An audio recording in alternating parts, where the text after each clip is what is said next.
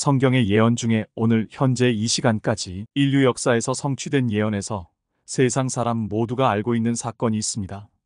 현재 2024년이니까 2024년 전 바로 그해 고대 유대 땅, 팔레스타인 땅, 베들레헴에서 한 아기가 태어났습니다. 이 아기의 탄생이 인류가 최초로 문자를 사용하며 역사를 기록하기 시작한 약 4000년 전부터 오늘날 현재까지 약 6000년의 인류 역사를 기원전과 기원후로 분리하는 근거가 됩니다. 기원전과 기원후는 과거의 세상을 새로운 세상과 구별하는 경계선입니다.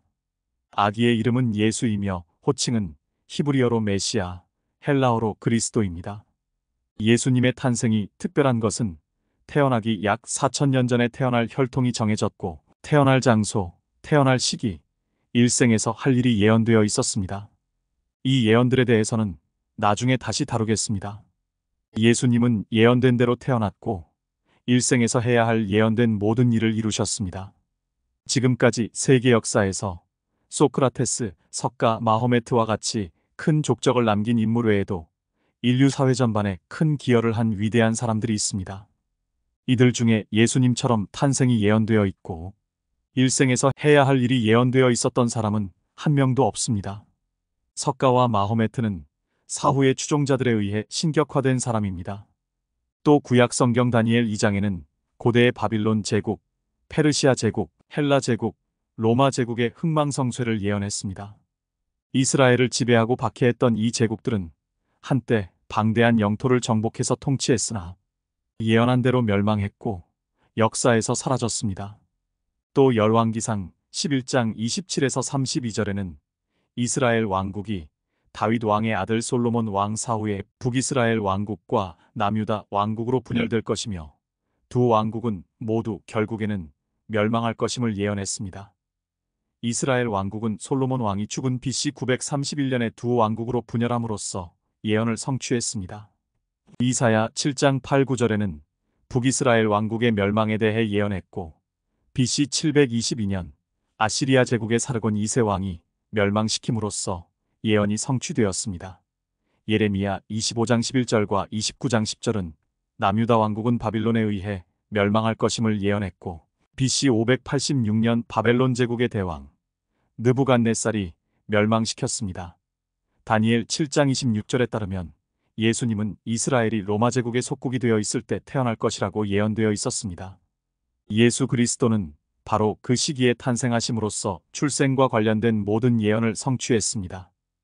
또한 멸망한 이스라엘이 회복되어 하나님과 맺은 언약을 성취할 것이라는 예언은 구약 성경의 선지서를 가득 채우고 있습니다. 1948년 5월 14일에 유대인이 고대 이스라엘 국가가 세워져 있었던 바로 그 팔레스타인 땅에서 멸망했던 국가를 재건했습니다. 이스라엘의 재건은 성경의 예언 중에서 아직 성취되지 않은 예언, 다시 말하면 이스라엘의 회복과 약속의 땅 소유 및 예수님의 지상 재림에 관한 모든 예언이 성취될 것임을 알려주는 징표입니다. 왜냐하면 아직 성취되지 않은 예언들은 이스라엘 국가가 팔레스타인 땅 또는 약속의 땅에 존재해야만 성취할 수 있기 때문입니다. 구약 성경 예언 중에 3분의 2가 멸망한 이스라엘의 회복과 메시아의 재림에 관한 예언입니다. 그러나 오늘날 거의 모든 교파, 즉 장로교, 감리교, 구세군, 성결교 등의 교파를 포함하는 개신교, 가톨릭, 동방정교의 기독교계는 교회가 하나님께서 이스라엘과 맺은 약속을 승계했다고 주장합니다. 이스라엘이 민족적으로 예수님이 하나님의 신성을 모독했다는 이유로 예수님의 메시아 되심을 거부하고 십자가에 못 박아 죽이도록 로마군에 넘겨줌으로써 하나님께서 구약 성경 시대에 이스라엘과 맺은 약속을 파괴하셨고 신약 성경 시대에 영적 이스라엘인 교회가 그 약속을 성취하고 있다는 것입니다. 하지만 성경 어디에도 교회가 승계했거나 교회로 대체했다는 곳은 단 한 구절도 없습니다. 이러한 주장이 어떻게 유래했는지 살펴보겠습니다. 세계 기독교계에는 언약신학학파와 세대주의신학학파라는 양대 학파가 있습니다. 두 학파 모두 창조주 하나님을 믿으며 성경이 진리의 말씀이라고 받아들이는 데는 아무런 이견이 없습니다. 그러나 성경의 예언과 하나님께서 아브라함과 맺은 언약을 해석하는 방식 때문에 언약신학학파와 세대주의 신학학파라는 두 학파로 갈라졌습니다. 좋은 예로 신약 성경의 로마서를 해석하는 방식에서 알 수 있습니다. 로마서는 역사상 처음으로 신학이 기록된 형태로 체계화되었다는 점에서 독특합니다. 바울의 신학 논문의 처음 8장은 하나님의 의의 신학을 다루고 있습니다. 어떤 인간도 하나님의 의의 기준에 도달할 수 없습니다. 그러나 하나님은 메시아 예수 그리스도 안에 있는 구원을 통해 칭의와 성화와 영화를 포함한 의를 제공하셨습니다. 따라서 그 장들은 그 어떤 것도 신자들을 하나님의 사랑에서 끊을 수 없다는 바울의 확신으로 끝납니다. 1장부터 8장의 이러한 진리를 신자의 삶에 적용하는 12장부터 16장에 대해서는 양대 학파 모두 차이가 없이 동일합니다.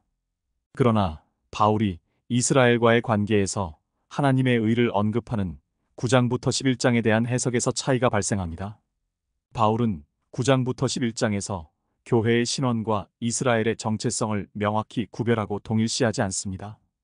그러나 교회를 이스라엘과 동일시하는 언약 신학은 이 구절들에 대한 해석에서 모순이 발생합니다. 오늘날 이스라엘은 대체로 불신앙 상태에 있는 백성입니다. 그러나 이방인의 충만함이 차면 온 이스라엘이 구원받을 것이라고 말합니다. 바울의 이 말은 이스라엘이 민족적 국가적으로 회복하고 약속의 땅 전체를 소유해야 예수 그리스도께서 재림하실 것이라는 구약 성경의 예언을 설명하는데 언약 신학은 설명하지 못합니다. 약속의 땅을 교회가 소유할 것이라는 예언 구절이 성경에 없기 때문입니다. 그러함에도 불구하고 언약 신학학자들은 새 언약의 규례에 따라 할례를 받는 유대인과 할례를 받지 않는 유대인 모두에게 화평과 자비가 있는 하나님의 이스라엘이라고 말하는 갈라디아서 6장 16절과 같이 문맥적으로 해당하지 않는 구절들을 인용하여 교회와 이스라엘을 동일시하려고 합니다.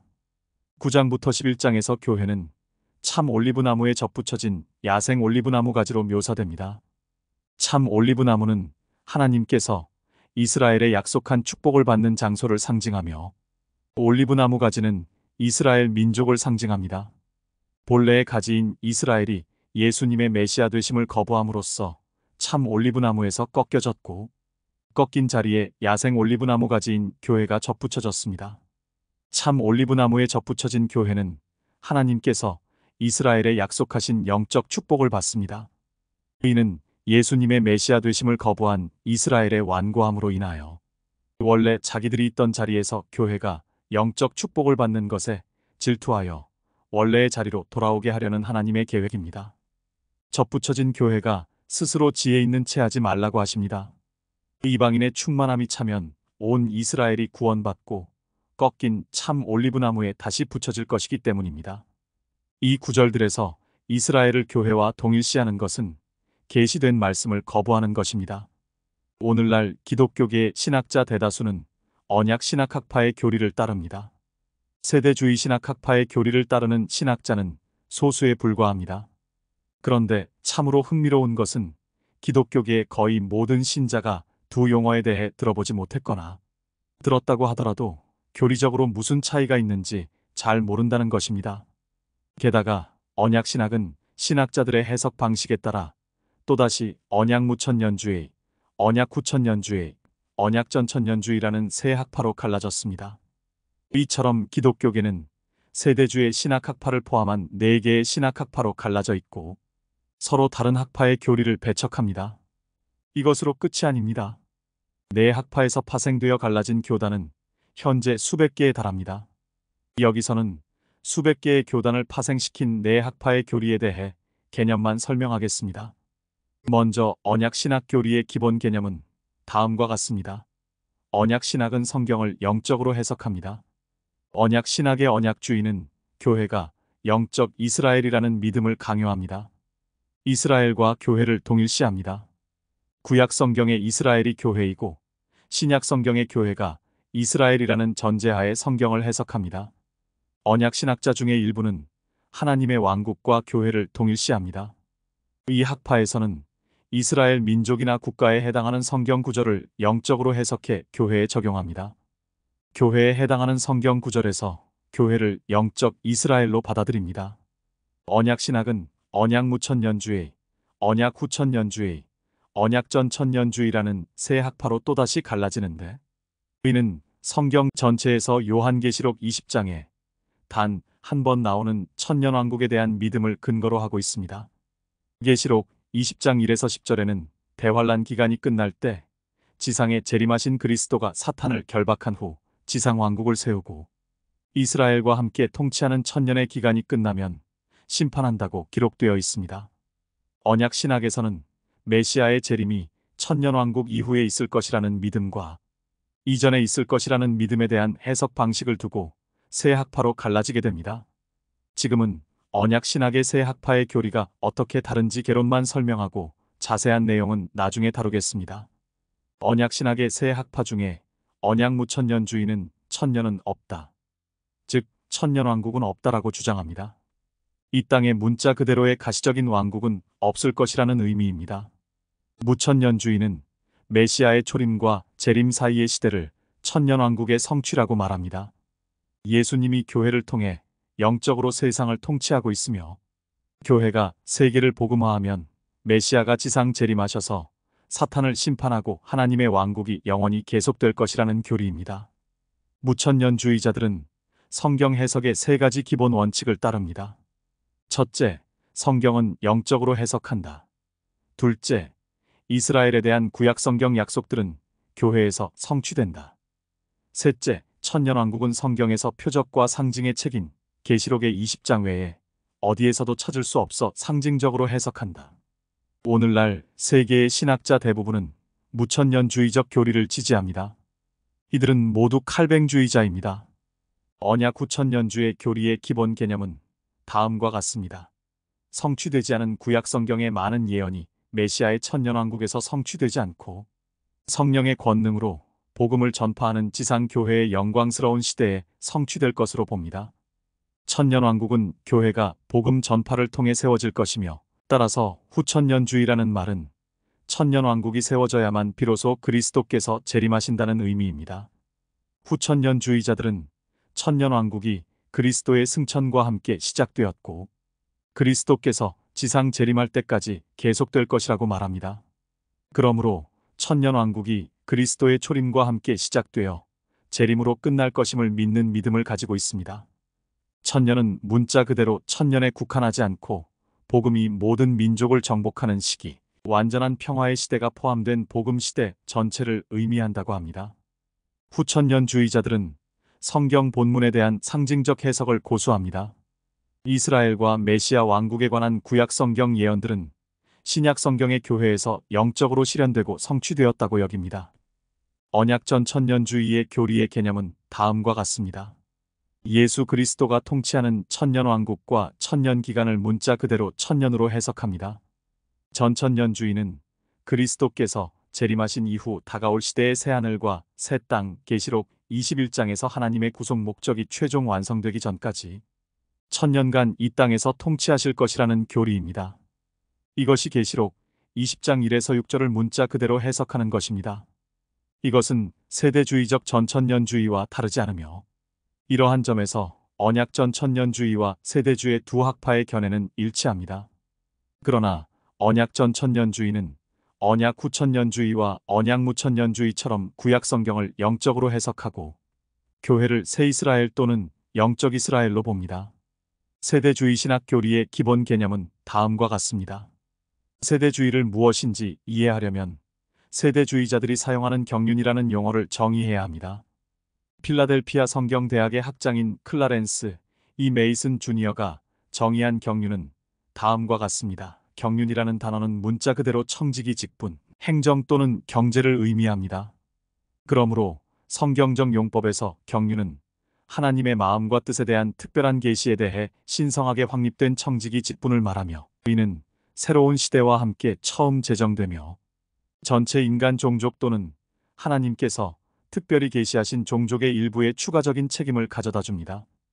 계시와 관련하여 한편으로는 믿음으로 순종하여 응답하는 자들에 대한 보상 또는 축복의 약속이 있으며 다른 한편으로는 그 특정한 계시를 믿지 않고 불순종하여 응답하지 않는 자들에 대한 심판의 경고가 있습니다. 하지만 한 시대 기간이 끝나더라도 계시의 특정 원리, 경륜 또는 청지기 직분은 종종 다음 세대로 이월되는데 이는 하나님의 진리가 진리로서 멈추지 않고 이러한 원리들이 점진적으로 전개되는 하나님의 구속 목적의 계시에서 인간이 책임져야 하는 진리가 누적되어 있는 몸이 되기 때문입니다. 이러한 원칙 중의 일부는 그대로 이어지기도 하고, 양심, 인간 정부, 아브라함의 언약 일부는 그 다음 시대에 맞게 조정되어 율법, 교회에 전달되기도 합니다. 종종 시간의 개념과 혼동되기는 하지만 경륜은 시대나 기간이 아니라 청지기 직분 또는 행정 또는 경제입니다. 경륜이란 하나님께서 주신 특정한 계시를 집행하는 것입니다. 하나님의 계시는 믿음의 순종으로 응답해야 할 인간의 책임을 수반합니다. 믿음으로 순종하는 사람은 축복을 받지만 불순종하는 사람은 하나님의 심판을 받게 됩니다. 시간적 요소는 말씀에 있는 것이 아니라 하나님의 계시가 점진적이라는 사실에 있으며, 새로운 계시의 시작은 종종 새로운 책임이 필요했습니다. 때로는 이러한 책임이 영구적인 성향을 띠기도 했지만 때때로 일시적이었습니다. 새로운 계시로 한 경륜이 끝나고 새로운 경륜이 시작될 때 시간 개념이 들어왔습니다. 그러나 세대주의에서 시간과 시대의 개념은 단어의 의미가 아니라 점진적 계시의 사실에 근거합니다. 세대주의를 나타내는 특징은 세 가지가 있습니다. 첫 번째는 이스라엘과 교회를 일관되게 구별합니다. 이것이 핵심입니다. 세대주의를 언약 신학의 세 학파와 구별하는 것은 무엇보다도 바로 이스라엘과 교회를 일관되게 구별하는 것입니다. 세대주의를 나타내는 두 번째 특징은 문자 그대로의 해석학을 일관되게 사용하는 것입니다. 이것은 문맥상 그렇게 될 수 없음을 나타내는 무언가가 있을 때 성경이 말하게 하는 것을 의미합니다. 이것은 비유적 표현과 상징의 사용을 배제하는 것은 아니지만 그 구절이 요구하지 않으면 본문을 우화화하거나 영적으로 해석하는 것을 배제합니다. 성경에 대한 이러한 접근 방식은 세대주의자가 이스라엘과 교회를 일관되게 구별하도록 이끄는 것입니다. 본문에서 이스라엘이라고 하면 이스라엘을 의미하고 본문에서 교회라고 하면 교회를 의미하기 때문입니다. 세대주의자를 나타내는 특징 세 번째는 목적에 관한 것입니다. 하나님의 궁극적인 목적은 무엇인가? 세대주의적 대답은 하나님의 영광입니다. 언약 신학자들도 이 대답에 동의합니다. 그러나 하나님의 목적은 사실상 구원이라고 말합니다. 이 모순적인 교리적 견해는 언약 신학의 세 학파를 조사한 결과 매우 분명해졌습니다. 세대주의자에게는 하나님의 구원 계획은 하나님께서 자신을 영화롭게 하시려는 여러 계획 중에 하나일 뿐입니다. 네 학파의 기본 교리의 개념을 간략하게 소개했는데, 사전 지식이 있어 쉽게 이해하는 사람도 있겠지만 어떤 사람은 생소한 교리적 개념이기 때문에 이해되지 않을 수도 있습니다. 그 이유는 지금까지 기독교계의 신자들이 성경 주석을 통해서 또는 교회 목회자의 메시지를 통해서 보고 들어온 성경 해석은 모두 언약 무천년주의적 교리를 근거로 했기 때문입니다. 네 학파의 교리 중 어느 학파의 교리가 성경적 진리에 부합하는지를 구별할 수 있는 지식이 부족하면 생각해 본 적이 없는 문제에 직면할 수 있습니다. 세계 기독교계에 단 하나의 성경 교리만 있어 그 교리에 따르기만 하면 아무 문제가 되지 않습니다. 하지만 실상은 네 학파마다 교리가 다르고 게다가 수백 개의 교단으로 갈라져 있습니다. 이 시점에서 아마도 이렇게 말하는 사람이 있을 것입니다. 성경은 누구나 예수님을 인류의 구세주로 믿기만 하면 구원을 받고 이 세상을 떠나는 날 천국으로 가서 하나님과 함께 영원히 산다고 말씀하고 있지 않은가? 수백 개 교단이 있고 교리가 다르더라도 예수 그리스도가 구원자라는 믿음으로 구원받는다는 성경의 진리는 변함이 없지 않은가? 그렇습니다. 누구나 예수 그리스도가 구원자이심을 믿는 믿음으로 구원받습니다. 동일한 구원의 믿음을 가진 기독교계의 오늘날 영적 상태에 대해 성경은 어떻게 말하고 있는지 알아보기 위해 초대교회부터 교회가 휴거되기까지의 교회 시대의 영적 상태를 7시대로 구별하여 예수 그리스도께서 계시하신 요한계시록 2장, 3장을 살펴보겠습니다.